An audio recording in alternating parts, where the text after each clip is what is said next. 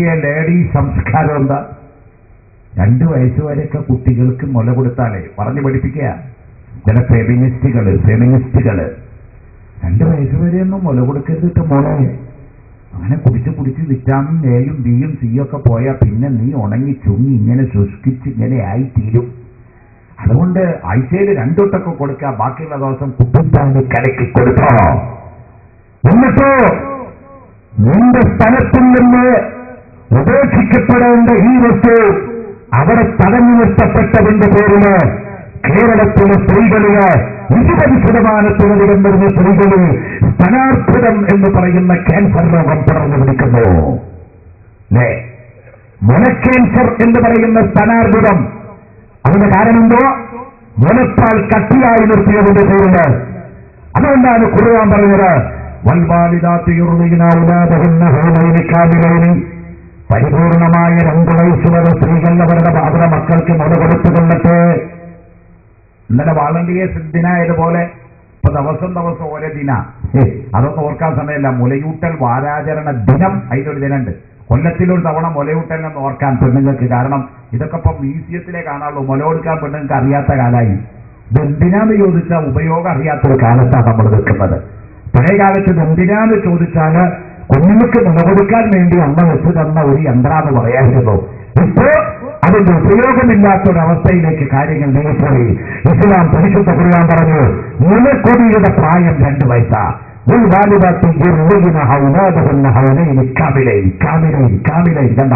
പരിപൂർണമായ 2 വയസ്സ് വരെ മുല കൊടുക്കട്ടെ. അത് തടയപ്പെടാൻ പാടില്ല. അത് മുല കൊടുക്കുന്ന സ്ത്രീക്കാണ് സൗന്ദര്യം കൂടുക, കൊടുക്കാത്തവർക്കല്ല കേട്ടോ. ഉമ്മമാര് മനസ്സിലാക്കാൻ വേണ്ടി ഞാൻ പറയുന്നത്. അതുപോലെ മെൻസസ് സ്ത്രീകൾക്കുള്ളതാ. ചില സ്ത്രീകളെ തെറ്റായി ധരിപ്പിച്ചു കൊടുക്കുക. മെൻസസ് ഉണ്ടായിട്ട് ശരീരത്തിലെ ബ്ലഡൊക്കെയാണ് വല്ലാതെ പോയാലേ പിന്നെ നീച്ചടക്കാൻ പറ്റില്ലല്ലോ. അതുകൊണ്ട് ഇടക്കിടക്ക് ഓരോ ഗുളിക കഴിച്ചിട്ട് ഇത് തടഞ്ഞു നിർത്തിക്കോറെ. ഞാനിത് പറയുന്ന കാരണം ഞാനൊരു ആരോഗ്യ മേഖലയിൽ പ്രവർത്തിക്കുന്ന ഒരു മുസ്ലിയാരി കൂടിയാ. 12-13 കൊല്ലമായി ഒരു ആശുപത്രി നടത്തുന്ന ഒരു മുസ്ലിയാരാ. ദിവസം നേരം വിളിച്ചാൽ ഗൈനക്കോളജിസ്റ്റ് ഡോക്ടർമാർക്ക് അപ്പോയിന്റ്മെന്റ് എടുക്കാൻ വരുന്ന കാവ്യം താത്തയും വന്ന് പറയും, ഉസ്താദേ അവിടെ ഭയങ്കര തിരക്കാം, ഒന്ന് ഡോക്ടർക്ക് വിളിച്ചു പറയണം, ഭയങ്കര തരുന്ന കമ്മയ്യ. അപ്പൊ നമ്മൾ ഇവിടുന്ന് ഫോൺ ചെയ്ത് പറഞ്ഞ് പെട്ടെന്ന് നമുക്ക് എടുത്തു. അതേ ഫോണിൽ സ്ക്രീനിൽ ഇങ്ങോട്ട് വരുന്നതാണ്. എന്താ ഡോക്ടർ പറഞ്ഞ് ഒരു അൾട്രാസൗണ്ട് സ്കാൻ ചെയ്യാൻ വേണ്ടി പറഞ്ഞു. അൾട്രാസൗണ്ട് സ്കാൻ ചെയ്താൽ കിട്ടുന്ന റിസൾട്ട് എന്താണ്? വയറിന്റെ അകത്ത് കിടക്കുന്ന ഗർഭപാത്രത്തിൽ മുഴ കൊണ്ടുപോയി കീറി എറിഞ്ഞാൽ കിട്ടുന്ന ആൻസർ എന്താണ്? ഗർഭാശയ ക്യാൻസർ. ഗർഭാശയ ക്യാൻസർ ഉണ്ടാകാൻ കാരണമെന്ത്?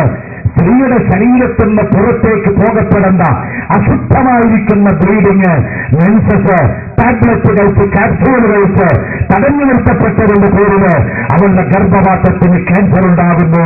സുബ്ഹാനഹു. കണ്ടോ നിങ്ങള്? വേദനയിൽ എവിടെ പോകുന്നു? ഇസ്ലാമികമായിരിക്കുന്ന കുടുംബം, ഇസ്ലാമിന്റെ കാഴ്ചപ്പാട്, ഇസ്ലാമിന്റെ കുടുംബ ജീവിതം, അതാണ് വളരെ കറക്റ്റ് പോലെ. എന്റെ ഉമ്മമാരെ മനസ്സിലാക്കുക. അപ്പൊ കുട്ടികൾക്ക് 2 വയസ്സ് വരെ മുല കൊടുക്കണം. മാതാക്കൾ 2 വയസ്സ് വരെ കുഞ്ഞുങ്ങൾക്ക് മുല കൊടുക്കണം. 2 വയസ്സ് വരെ ഉമ്മാടെ മുലപ്പാല് കുടിച്ചു വളരാൻ സാധ്യതയില്ലാത്ത കുഞ്ഞുങ്ങൾക്ക് മാതാവിനോട് സ്നേഹം കുറഞ്ഞു പോകുമെന്ന് കാല റസൂലുള്ളാഹി.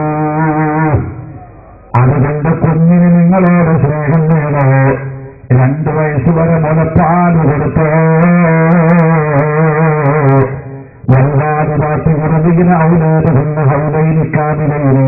പരിപൂർണമായി 2 വയസ്സ് വരെ മുലകെടുക്കട്ടെ മാതാക്കൾ അവരുടെ കുഞ്ഞുങ്ങൾക്കെന്ന് വിശുദ്ധ ഖുർആൻ അല്ലാഹു തആല വാണിംഗ് തരുന്നു. അത് നമ്മുടെ ജീവിതത്തിൽ നിന്ന് മാഞ്ഞു പോവുകയാണ്. എങ്ങനെ സമുദായം നന്നാവുക? എങ്ങനെ സമൂഹം നന്നാവുക?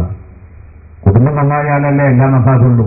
കുടുംബ ഭദ്രത തകർന്നുപോയി. ഇസ്ലാമിക സംസ്കാരം നമ്മുടെ വീട്ടിലില്ല. പഴയ കാലത്ത് നിങ്ങൾ നോക്കൂ, ഇവിടെ പോയി ഒരുമിച്ച് കൂടിയ ആൾക്കാരുണ്ടല്ലോ, എത്ര ആൾക്കാർ. ഇതിപ്പോ ഒരു 50 വയസ്സിന്റെ മീതുള്ള ആൾക്കാരോട് ചോദിച്ചോക്കുക. ഒരു 50 വയസ്സിന്റെ മീതുള്ള ഒരാളൊരു ആചാര്യ വിളിച്ചു വെച്ചേക്ക, ആചാര്യെ നിങ്ങൾ നിങ്ങളുടെ അമ്മ എവിടെ പ്രസവിച്ചത്?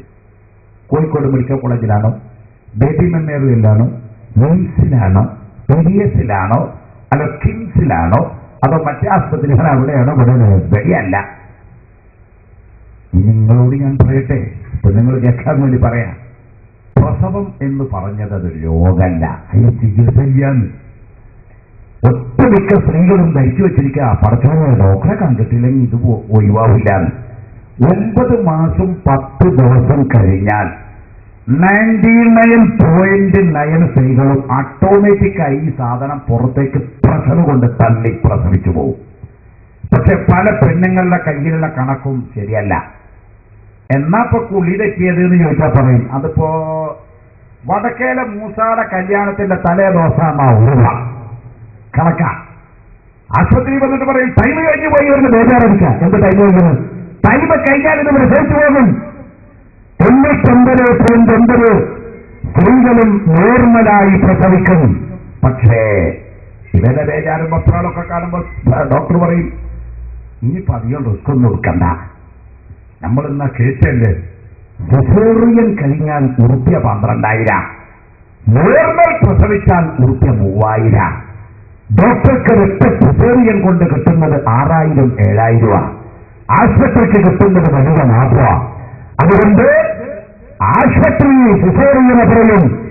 എന്നാൽ പ്രിയപ്പെട്ടവരെ, ഒരു 50 കൊല്ലങ്ങൾക്ക് മുമ്പ് എന്റെയും നിങ്ങളുടെയൊക്കെ ഉമ്മമാര് പ്രസവിച്ചു പോയ സമയത്ത് എന്തുകൊണ്ടാ ഓപ്പറേഷനും സിസേറിയനും ഇല്ലാതെ കത്തിവെക്കലും സ്റ്റിച്ചിങ്ങും അനസ്തേഷ്യൊന്നും ഇല്ലാതെ സുഖമായി പ്രസവിച്ചല്ലോ? ഇങ്ങനെയായിരുന്നു അത്. അന്ന് ഈ പ്രസവിച്ചത് മഹാന്മാരുടെ ബർക്കത്ത് കൊണ്ടാണ്. അവിടെയാണ് മക്കബറയുടെ പ്രത്യേകത അറിയേണ്ടത്. അവിടെയാണ് ഔലിയാഇന്റെ പവിത്രത അറിയേണ്ടത്. മക്കബറകളിൽ കിടക്കുന്ന ആളുകളുടെ പ്രത്യേകത കൊണ്ട് പ്രസവിച്ചിരുന്ന ഒരു സംസ്കാരം നമ്മുടെ നാട്ടിലുണ്ടായിരുന്നു. ഈ വാല് കേൾക്കാൻ വേണ്ടി വന്ന 50 വയസ്സിന്റെ മുകളിലുള്ള ആളുകളോടും 50 വയസ്സിന്റെ മുകളിലുള്ള സ്ത്രീകളോടും ചോദിക്കൂ, നീ എവിടെയാണ് പ്രസവിച്ചത്? നിങ്ങൾ എവിടെയാണ് പ്രസവിക്കപ്പെട്ടത്? ആശുപത്രികളിലെ മുന്നിലെ അകത്തുള്ള ചെറിയ ഇരുളുമുറ്റെടുക്കുന്ന ചെമ്മിനി വിളക്കിന്റെ അരണ്ട നിലാ വെളിച്ചത്തിൽ ഒരു മിഡ്വൈഫിന്റെ സപ്പോർട്ടില്ലാതെ, ഒരു ഗൈനക്കോളജിസ്റ്റ് ഡോക്ടറിന്റെ സപ്പോർട്ടില്ലാതെ, ഒരു ടാബ്ലറ്റ് ഇല്ലാതെ, ഒരു ട്രിപ്പില്ലാതെ, ഒരു ഗുളികയില്ലാതെ നമ്മുടെ സ്ത്രീകൾക്ക് പ്രസവിച്ചത് എങ്ങനെയാണ്? പ്രസവവേദന കൊണ്ട് വിഷമം അനുഭവിക്കുന്ന പെണ്ണിന് വിവരം കേട്ടാൽ അടുത്ത വീട്ടിലെ സ്ത്രീ വരുന്നു, ഒരു മൗലിദിന്റെ കിതാബ് എടുക്കുന്നു. പ്രസവി വേദന കൊണ്ട് നമ്പലം മുട്ടുന്ന പെണ്ണിന്റെ അടുത്തിരുന്ന് ചെല്ലുന്നത് ഞാൻ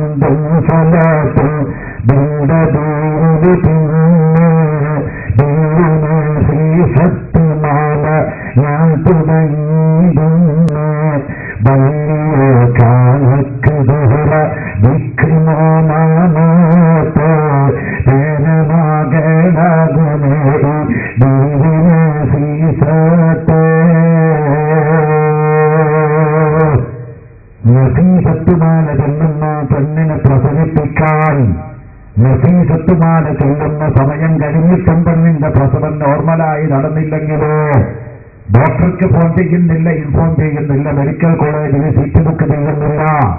അടുത്ത മാല മറിക്കുകയാണ് ബഹുമാനപ്പെട്ട കൗസല്യാതിന് ഷെയ്ഖ് മസീദ് അബ്ദുൽ ഖാദിർ ജീലാനി റളിയല്ലാഹു അൻഹുവിന്റെ മാല മറിക്കുകയാണ്. ആ മാലയിൽ വിളിച്ചു പറയുന്നതെന്താണ്? അല്ലാഹുവേ, നിക്കാഹം താൻ ചെയ്ത പോലീസ ആർക്കും ക്രിയാമത്തളം ചെയ്യതെന്നവർ ആരുള്ളതെന്റെ മക്കാനീനെ പറ്റിയിട്ട് ആരാനുമുണ്ടെങ്കിൽ ചൊല്ലിനതെന്നവർ. ബഹുമാനപ്പെട്ട അബ്ദുൽ ഖാദിർ ജീലാനി റളിയല്ലാഹു അൻഹുവിന്റെ മദ്ഹ് പറയുന്ന മാല ചെല്ലുമ്പോൾ അകത്തുനിന്ന് അതാ കുഞ്ഞിന്റെ നിലവിളി കേൾക്കുന്നു. നമ്മുടെ ഉമ്മമാര് സുഗമമായി സുഖപ്രസവം നടത്തിയിരുന്ന കാലം പോയി ഇത് കേൾക്കുന്ന യുവാക്കൾക്കൊരു സംശയം ഉണ്ടാകും. സാറേ, മാല ചൊല്ലിയാല് പെണ്ണ് പ്രസവിക്കുമോ? മൗലിദോദിയാല് പെണ്ണ് പ്രസവിക്കുമോ? നസീസത്ത് മാല ചൊല്ലിയ പെണ്ണ് പ്രസവിക്കുമോ? റിഫായി മാല ചൊല്ലിയ പെണ്ണ് പ്രസവിക്കുമോ? മഞ്ഞക്കുളം മാല ചൊല്ലിയ പെണ്ണ് പ്രസവിക്കുമോ? പ്രസവിക്കും. ഒരു സംശയവും വേണ്ട. അതാണ് ഞാൻ നേരത്തെ ഒരു സ്റ്റേറ്റ്മെന്റ് പറഞ്ഞത്. പ്രസവം രോഗമല്ല.